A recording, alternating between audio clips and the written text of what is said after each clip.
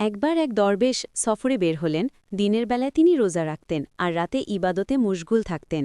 সারাদিন হাঁটার পর ক্লান্ত হয়ে এক গাছতলায় বিশ্রাম নিতে বসেন। পকেটে ছিল মাত্র এক টুকরো শুকনো রুটি।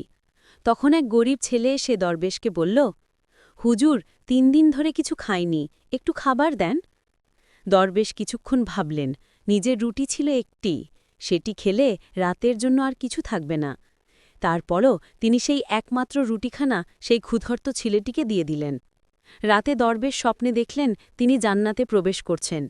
একটি বিশাল প্রাসাদের সামনে দাঁড়িয়ে আছেন। প্রাসাদের দরজায় সোনালি হরফে লেখা, এক টুকরো রুটির বিনিময়। তিনি বিস্ময়ে প্রশ্ন করলেন, হে আল্লাহ, এত বড় প্রতিদান একটি রুটির জন্য?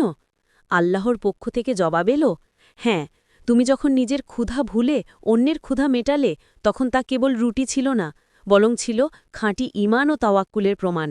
আর আমি খাঁটি ঈমানদারদের পুরস্কার দিতে কার্পণ্য করি না।